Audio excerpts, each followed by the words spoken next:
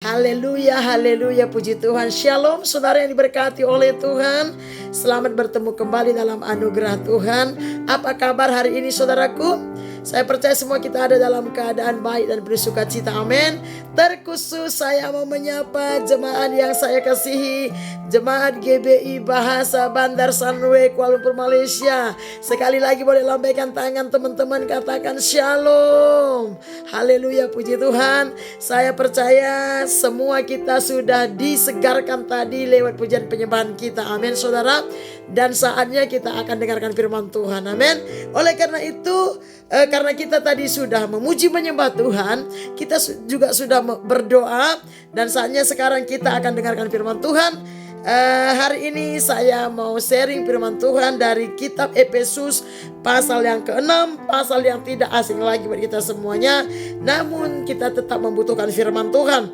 Efesus pasal yang ke-6 mulai dari ayat yang ke-10 sampai ayat yang ke-18. Yang bawa Alkitab saudara boleh buka Alkitab saudara ya. Yang tidak silahkan dengarkan saja. Nah, saya berikan tema kita hari ini, pribadi yang kuat. Amin saudaraku. Saudara boleh kasih tahu sama kanan kirinya, katakan pribadi yang kuat. Kalau saudara sendirian, katakan pribadi yang kuat. Dan saya percaya semua kita rindu menjadi pribadi-pribadi yang kuat di hadapan Tuhan. Haleluya. Puji Tuhan, saya akan bacakan buat kita semua. Dikatakan di sini saudara, judulnya perlengkapan rohani. Sekali lagi Efesus pasal yang ke-6 ayat 10 sampai 18 dikatakan perlengkapan rohani. Akhirnya hendaklah kamu kuat di dalam Tuhan, di dalam kekuatan kuasa-Nya. Kenakanlah seluruh perlengkapan senjata Allah supaya kamu dapat bertahan melawan tipu muslihat iblis. Sampai di sana saja dulu teman-teman.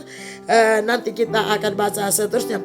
Saudara, sesuai dengan tema kita menjadi pribadi yang kuat saudara. Sebagai anak-anak Tuhan, kita perlu menjadi orang-orang yang kuat. Kenapa?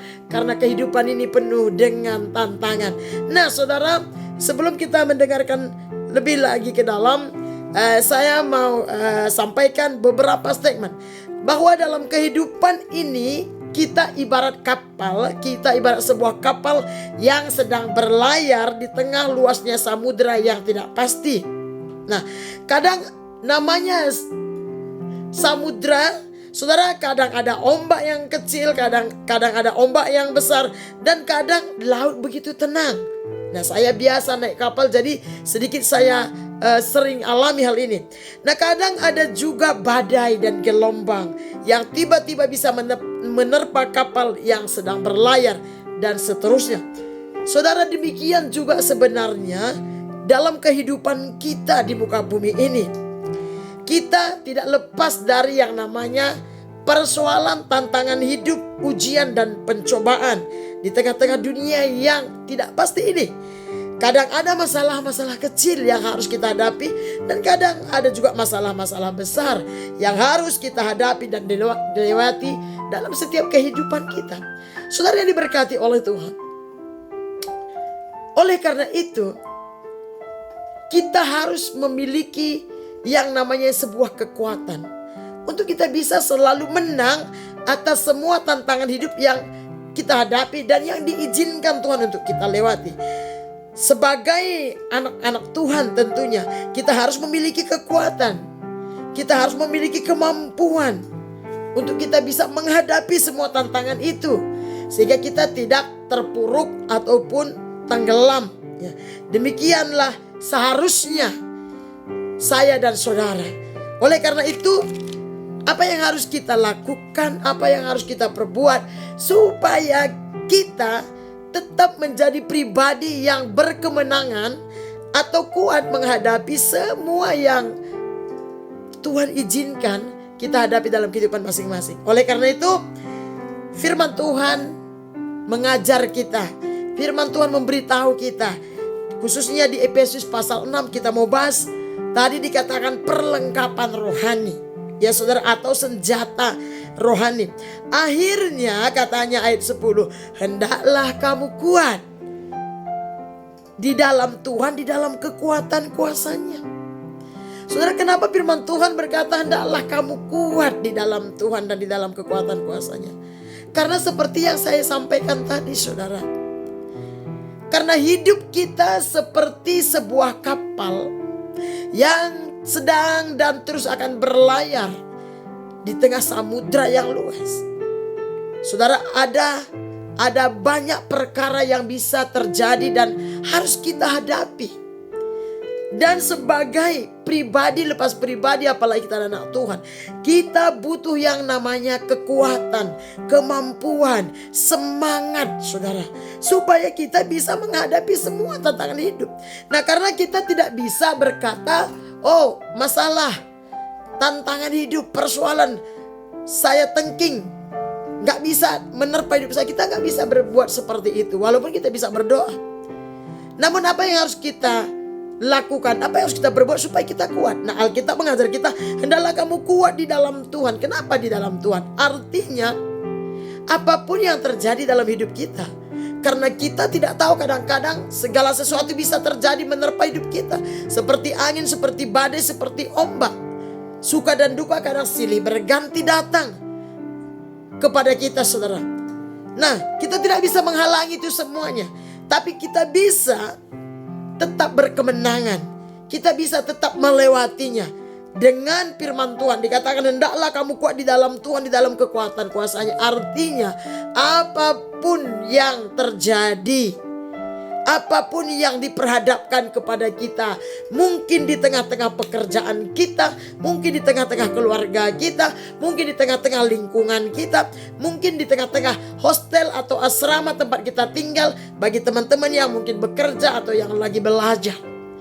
Saudara, kita bisa menghadapinya, yaitu dengan mengandalkan Tuhan, dengan terus bersandar berharap kepada Tuhan, dengan terus bersekutu dengan Tuhan. Makanya dikatakan hendaklah kamu kuat di dalam Tuhan, di dalam kekuatan kuasanya. Karena tanpa pertolongan Tuhan, tanpa kuasa Tuhan, tanpa kemurahan Tuhan, saudara, kita tidak akan mampu menghadapi tantangan hidup kita masing-masing.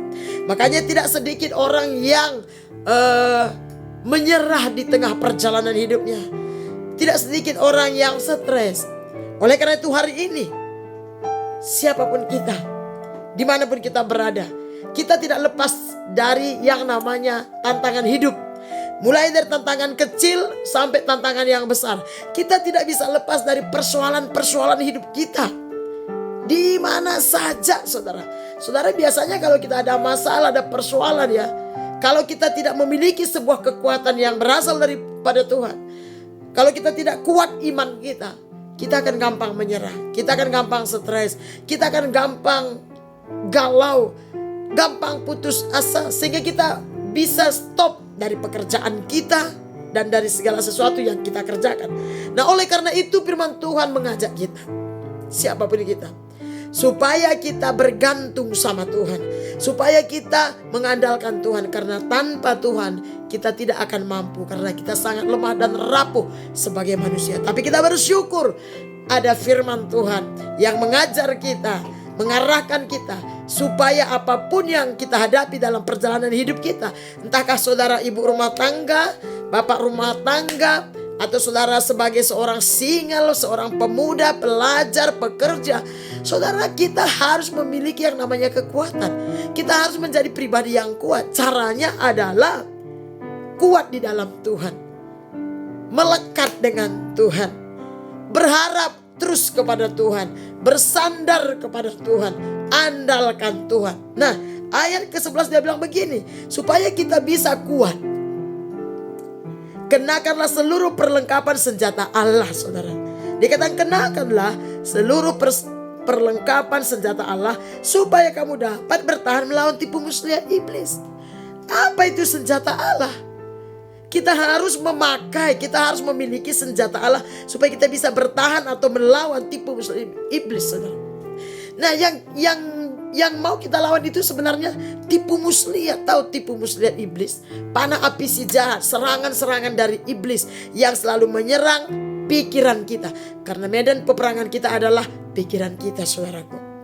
Oleh karena itu dikatakan adalah kamu kuat di dalam Tuhan. Kenapa? Karena yang harus kita perangi itu bukan manusia, tetapi tipu muslihat iblis, Iblis akan menipu kita, akan menaruhkan selalu pikiran-pikiran yang menakutkan kita, membuat kita khawatir, membuat kita bimbang, membuat kita was-was, membuat kita takut, tertekan dan sebagainya. Oleh karena itu kita harus memiliki kekuatan yang berasal daripada Allah. Mari kita baca ayat yang ke-12, dikatakan gini, karena perjuangan kita bukan melawan darah dan daging, tetapi melawan pemerintah-pemerintah, melawan penguasa-penguasa, melawan penghulu-penghulu dunia yang gelap ini, melawan roh-roh jahat yang ada di udara. Jadi saudaraku, apapun masalah dan persoalan kita, saudara, kita harus selalu menyadari bahwa musuh kita sebenarnya bukan manusia. Manusia bisa dipakai iblis, begitu aja, bisa ditunggangi oleh roh-roh dunia. Tetapi sebenarnya musuh kita itu iblis, setan, roh-roh jahat yang ada di udara, yang tidak kelihatan secara kasat mata, namun pengaruhnya sangat nyata. Siasatnya sangat nyata, tipu muslihatnya sangat nyata, dan dia bisa pakai siapa saja untuk menjatuhkan iman kita, melemahkan iman kita. Oleh karena itu, ayat 10 tadi dikatakan, hendaklah kamu kuat. Akhirnya hendaklah kamu kuat di dalam Tuhan. Artinya hendaklah kita terus bersatu dengan Tuhan, berlindung pada Tuhan, bersandar pada Tuhan. Hendaklah kita mengerti tentang Tuhan. Hendaklah kita kuat imannya di dalam Tuhan. Hendaklah kita bertumbuh dewasa iman kita di dalam Tuhan, supaya saudara kita bisa melawan tipu muslihat iblis, melawan roh-roh jahat yang ada di udara yang tidak kelihatan. Saudara, kita bisa sadar kalau kita melekat dengan Tuhan, kalau firman Tuhan tertanam dalam hati kita, kalau iman kita bertumbuh di dalam pengenalan akan Tuhan, kita bersekutu dengan Tuhan, saudara, kita akan menjadi peka waktu ada tipu muslihat iblis yang mau menyerang kita. Kita akan menjadi peka waktu ada godaan setan, atau waktu ada panah api si jahat, atau waktu ada dakwaan-dakwaan si iblis, saudara. Tapi kalau kita tidak melekat dengan Tuhan, tidak bersekutu dengan Tuhan, tidak apalagi dikatakan tadi, tidak kuat dalam Tuhan, maka kita akan sangat gampang jatuh. Gampang sekali kita dikalahkan oleh si iblis. Nah, perlengkapan apa yang harus kita miliki? Ayat 13 dikatakan, sebab itu ambillah seluruh perlengkapan senjata Allah. Nah, supaya kamu dapat mengadakan perlawanan pada hari yang jahat itu dan tetap berdiri sesudah kamu menyelesaikan segala sesuatu. Kalau dikatakan pada hari yang jahat itu, sebenarnya sama dari dulu sampai hari ini dan seterusnya, saudara. Ambillah seluruh perlengkapan senjata Allah, supaya kamu dapat mengadakan perlawanan, supaya kita bisa melawan, memerangi serangan iblis, panah api si jahat yang mendatangkan masalah, yang mendatangkan persoalan, yang mendatangkan dakwaan, kesedihan, duka cita. Kita bisa melawannya, saudara. Apa itu perlengkapannya? Mari kita melihat ayat 14. Jadi berdirilah tegak, berikat pinggangkan kebenaran. Nomor 1, berdiri tegak, berikat pinggangkan kebenaran, dan berbaju jirahkan keadilan. Saudara, ini nomor 1 perlengkapan senjata Allah. Berdiri, berikat pinggangkan kebenaran. Artinya, biarlah hidup kita selalu berjalan di dalam kebenaran firman Tuhan. Biarlah pikiran kita dipenuhi dengan kebenaran firman, hati kita diisi oleh kebenaran firman, sehingga saudaraku, kebenaran itu akan menjadi senjata. Siapa kebenaran itu? Yesus. Siapa kebenaran itu? Firman Tuhan. Sebagai anak-anak muda, apalagi saudara, ada terlalu banyak godaan, ujian, tantangan. Apalagi saudara yang bekerja, apalagi yang jauh dari keluarga, berpisah dari orang-orang yang saudara kasih. Dan tidak menutup kemungkinan juga ibu-ibu rumah tangga atau siapa saja, setiap pribadi. Saudara, kita harus berdiri, berikat pinggangkan kebenaran. Kita harus memiliki kebenaran firman Tuhan dalam hidup kita. Kita harus selalu memiliki hadirat Tuhan dalam hidup kita. Kita harus selalu memiliki firman Tuhan Karena itulah kebenaran dalam hidup kita. Karena itu akan menjadi senjata yang ampuh untuk melawan semua serangan iblis, panah api si jahat, atau persoalan tantangan hidup. Karena saudara, tidak ada apapun yang bisa melawan kebenaran. Karena kebenaran itu firman, dan firman itu adalah Tuhan itu sendiri. Oleh karena itu biarlah kita berbaju jirah. Kan apa artinya berbaju jirah, saudara? Artinya seluruh area hidup kita ini dipenuhi oleh kebenaran Tuhan. Ya, itu nomor satu. Kedua, supaya kita bisa menjadi pribadi yang kuat. Nomor satu, kita berbaju jirahkan kebenaran dan keadilan. Artinya hidup kita harus dipenuhi oleh roh kebenaran, firman kebenaran, hadirat Tuhan. Ya, nomor dua, apa yang harus kita lakukan sehingga kita bisa menjadi pribadi yang kuat, dan kita akan menjadi pemenang atas setiap ujian, pencobaan yang diperhadapkan kepada kita. Karena setiap hari, mau di dalam pekerjaan, dalam pelayanan, di dalam keluarga, saudara, kita diperhadapkan dengan banyak masalah. Entahkah masalah ekonomi, masalah uang, entahkah masalah sakit penyakit, entahkah masalah masalah keluarga, masalah pekerjaan, ada banyak masalah ketidaksepahaman. Saudara, ada banyak saudara masalah itu yang bisa menggoyahkan iman kita. Itu semuanya seperti badai yang menerpa. Itu semuanya seperti ombak, seperti gelombang yang bisa merubuhkan, bahkan menenggelamkan hidup kita, membahayakan saya dan saudara. Nah, nomor dua yang harus kita miliki adalah kakimu berkasutkan kerelaan untuk memberitakan Injil damai sejahtera. Rupanya saudara, supaya kita bisa memiliki iman yang kuat, iman yang tangguh, supaya kita tidak gampang putus asa, tidak mudah jatuh, tidak mudah menyerah, apalagi mundur dan berhenti berjalan. Saudara, kuncinya kaki kita berkasutkan kerelaan. Artinya apa? Kita harus selalu di mana saja menjadi pemberita kabar baik. Kita harus belajar menjadi saksi, menjadi terang dan garam Tuhan, menjadi perpanjangan lidah Tuhan, suka bersaksi tentang kebesaran Tuhan, kebaikan Tuhan, penebusan Tuhan. Kita harus suka berbicara tentang kebenaran, bahkan menyampaikan kebenaran firman Tuhan, cerita tentang kebenaran, saksikan tentang kebaikan Tuhan atas hidup kita. Saudara, dengan demikian kita akan menjadi kuat. Kenapa? Karena waktu kita cerita tentang kebenaran, cerita tentang kabar baik, bersaksi tentang kebaikan Tuhan, tentang penebusan Tuhan atas hidup kita, tentang pertolongan Tuhan, tentang pembelaan Tuhan, tentang berkat-berkat Tuhan atas hidup kita, saudara, maka kita akan menjadi kuat, saudara. Kenapa? Karena kita sedang menceritakan tentang Kristus Tuhan, sehingga kita akan menjadi orang-orang yang kuat. Beda dengan kalau kita diam dan tidak berbuat apa-apa. Apalagi kalau kita menceritakan tentang kelemahan, hal yang negatif, hal-hal yang buruk, maka kadar kita akan menjadi lemah dan menjadi negatif, dan kita akan menjadi lebih buruk keadaannya. Tapi waktu kita menceritakan, kaki kita berkasutkan kerelaan ini artinya memberitakan Injil.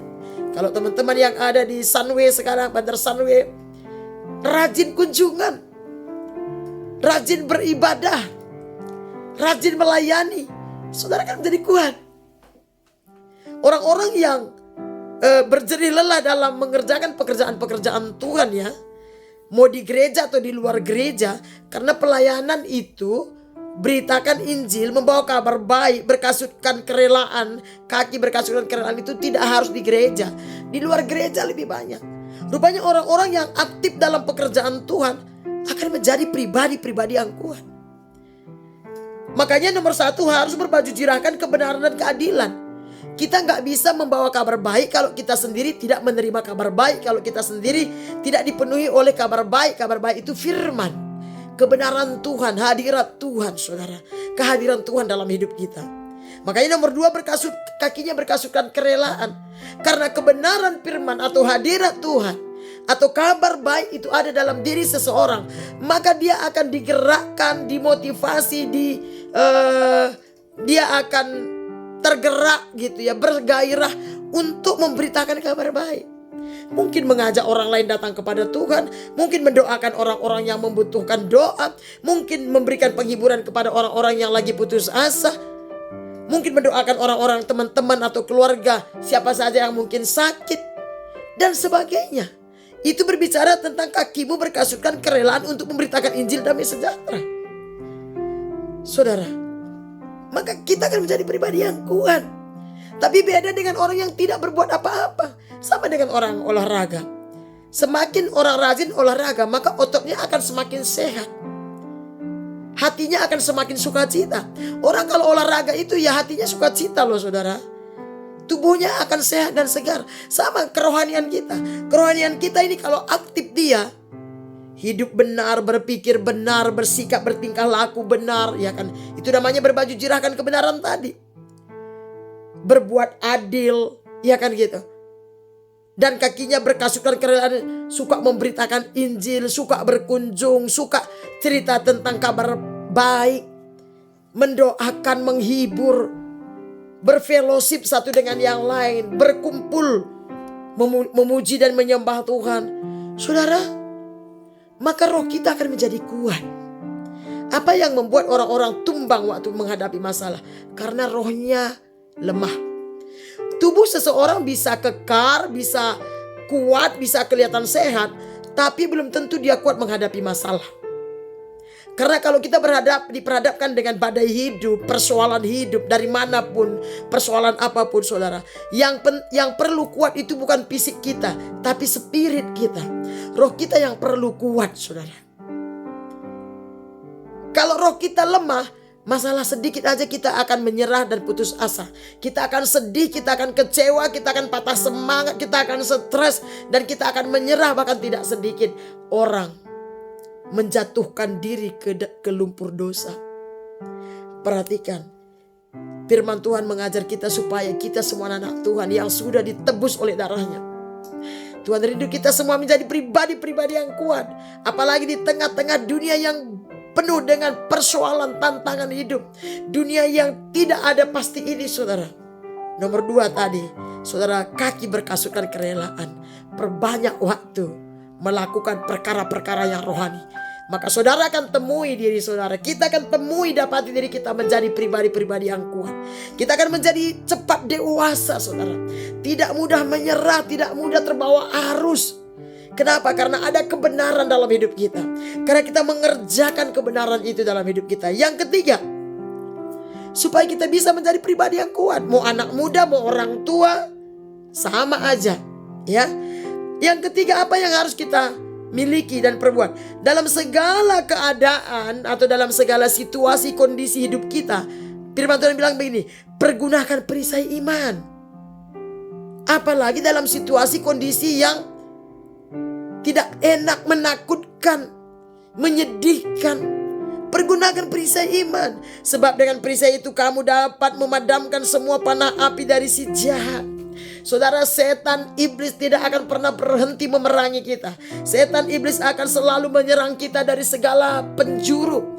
Dia akan serang pikiran kita, dia akan serang hati kita, dia akan serang tubuh kita. Melalui apa saja dia bisa serang kita saudara. Dan dia tidak kelihatan. Tapi kalau kita ada kebenaran, kalau kita aktif di dalam mempraktekkan kebenaran firman Tuhan, kaki berkasutkan kerelaan, saudara tahu, walaupun setan kita tidak lihat, iblis kita tidak lihat, tapi panah apinya, serangannya tidak akan mempan kepada kita. Kenapa? Karena roh kebenaran, kebenaran firman itu melingkupi saya dan saudara. Karena kita hidup di dalam kebenaran dan kita mengerjakan kebenaran tersebut. Oleh karena itu, apa yang dimaksud dengan perisai iman? Kitab Roma 10 ayat 17 berkata begini, iman timbul dari pendengaran firman Tuhan. Jadi supaya kita kuat, menjadi pribadi yang kuat, tangguh, tidak gampang jatuh, tidak gampang menyerah, tidak gampang lemah, putus asa. Saudara tahu, kita harus punya iman. Kita harus punya perisai iman. Bagaimana caranya supaya kita beriman, kuat dan tangguh? Sering dengar firman Tuhan. Karena iman cuma timbul, bisa tumbuh, bisa besar iman kita kalau kita sering dengar firman. Coba kita buka yuk, Roma 10 ayat 17. Saudara boleh buka juga. Kalau tidak ada Alkitab saya akan buka. Roma 10 ayat yang ke 17. Saya akan baca bagi kita ya. Jadi iman timbul dari pendengaran dan pendengaran oleh firman Kristus, firman Allah. Jadi saudara, bagaimana caranya supaya iman seseorang kuat? Alkitab mengajar kita supaya iman kuat, caranya nomor 1, sering dengar firman. Sering dengar khotbah seperti ini. Sering baca Alkitab. Itu nomor 1 supaya iman kuat. Jadi kalau sering memuji menyembah Tuhan, supaya gimana? Kalau kita sering memuji menyembah Tuhan, nomor 1 kita gampang insaf, sadar. Sehingga kita gampang bertobat. Kedua, hati kita gampang lembut. Ketiga, hati kita akan selalu damai dan sukacita dan tenang. Makanya doa, pujian, penyembahan dan firman itu satu jalan. Tidak bisa, kalau saya berdoa gak usah baca firman, gak bisa. Orang yang suka berdoa pasti baca firman. Orang yang baca firman pasti suka berdoa, suka memuji menyembah Tuhan. Dan kita sebagai anak-anak Tuhan di muka bumi ini harus memiliki yang namanya kekuatan rohani, supaya kita tidak diombang-ambingkan oleh gelombang dunia ini. Kita tidak terbawa arus oleh arus dunia yang jahat ini, saudara. Nah, jadi nomor 3, yaitu kita harus pergunakan perisai iman, supaya kita punya perisai iman. Siapa perisai iman kita? Kristus. Supaya iman kita itu kuat, tangguh, kita harus dengar dan dengar selalu firman Tuhan. Nah, saya percaya saudara yang mendengarkan khotbah ini, sharing firman Tuhan ini adalah orang-orang yang mencintai firman Tuhan, orang-orang yang hidup di dalam kebenaran firman Tuhan, orang-orang yang kesukaannya memberitakan Injil kerajaan sorga. Amin. Ya saudara. Nomor 4 saudara, supaya kita bisa menjadi pribadi yang kuat. Anak-anak muda, orang-orang tua. Karena mau tua mau muda, kalau imannya gak kuat, gampang jatuh saudara. Gampang menyerah, gampang putus asa, gampang sakit hati, gampang kecewa, gampang marah dan marah-marah. Waduh, lemah. Ya, gak kuat dia. Yang keempat, terimalah ketopong keselamatan dan pedang roh, yaitu firman Allah. Nah, terima. Jangan sempat kita baca, kita dengar, tapi kita gak terima. Kalau kita dengar firman seperti ini, terima dengan hati yang percaya. Gitu. Terima dengan hati yang terbuka. Iya, aku butuh firman Tuhan. Kita terima firman itu, artinya kita percaya apa yang firman Tuhan katakan.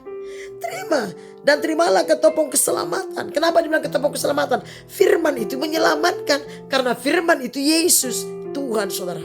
Jadi waktu kita terima firman, maka kita diselamatkan.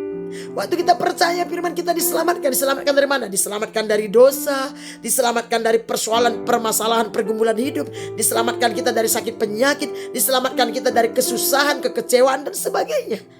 Bicara keselamatan ini bukan hanya keselamatan jiwa. Sebelum kita masuk kerajaan sorga, kita juga harus menerima keselamatan setiap hari di muka bumi ini dalam kehidupan kita. Kita selamat dari segala sesuatu. Kita selamat dari serangan iblis. Kita selamat dari godaan, ujian, pencobaan-pencobaan yang datang menerpa kita. Kita selamat dari badai-badai kehidupan yang menerpa hidup kita, saudara. Dan setan akan pakai apa saja. Tapi saudara gak perlu takut. Selama saudara percaya kepada Tuhan, bergantung berharap kepada Yesus, mencintai firman Tuhan, mengandalkan Tuhan, maka setan, iblis tidak punya kuasa atas hidup saya dan saudara. Yang percaya katakan amin. Yang kelima saudara, supaya kita bisa menjadi pribadi-pribadi yang kuat.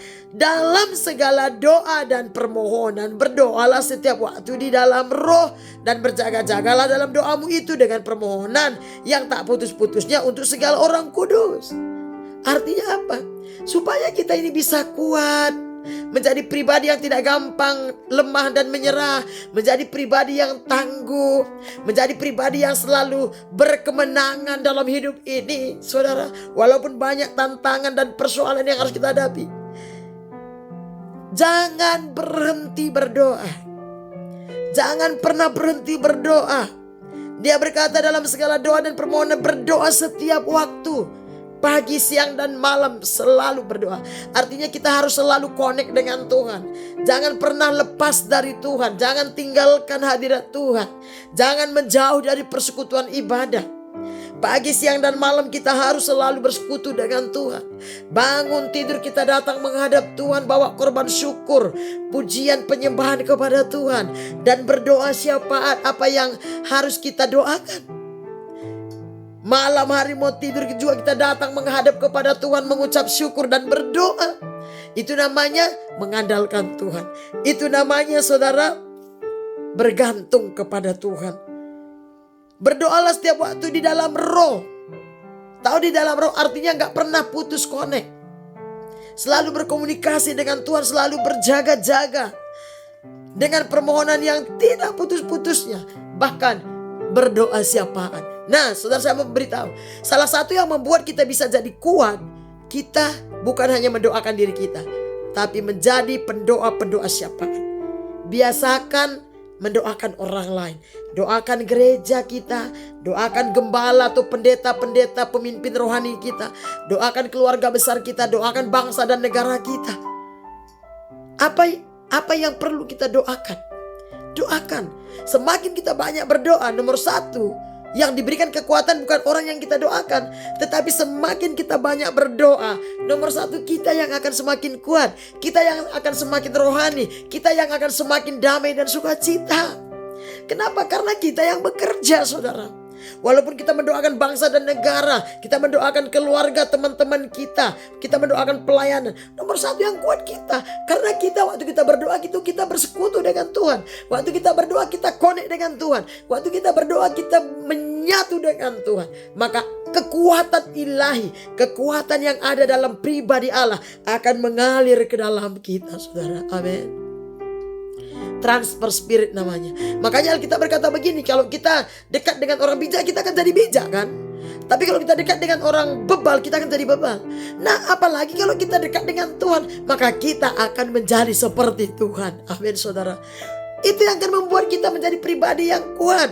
Makanya kita berkata akhirnya hendaklah kamu kuat di dalam Tuhan dan di dalam kekuatan kuasanya. Ada orang kuat dalam hal materi, uang. Ada orang kuat dalam hal jabatan dan sebagainya. Tetapi beda kalau kita cuma kuat di dalam keuangan, kuat di dalam jabatan, kuat di dalam pendidikan, saudara, itu kita gak kuat menghadapi tantangan hidup. Makanya gak sedikit orang bisa banyak pendidikannya, gak salah punya pendidikan tinggi, bisa banyak uangnya, tapi giliran ada masalah dia putus asa, dia stres, bahkan banyak yang bunuh diri. Tapi tidak demikian dengan orang-orang yang kuat di dalam Tuhan. Kalau dia kuat dalam Tuhan, maka kekuatan Tuhan akan terus melingkupi, memproteksi, melindungi, menjagai dia. Amin. Saudara, itu yang keempat. Jadi jadilah pribadi yang kuat dimanapun kita berada, siapapun kita. Apa persoalan saudara hari ini? Apa yang menjadi pergumulan saudara? Mungkin saudara punya persoalan, punya masalah di kilang, di pekerjaan, di perusahaan, atau di keluarga saudara, hubungan dengan teman-teman. Apa yang menjadi persoalan pergumulan saudara?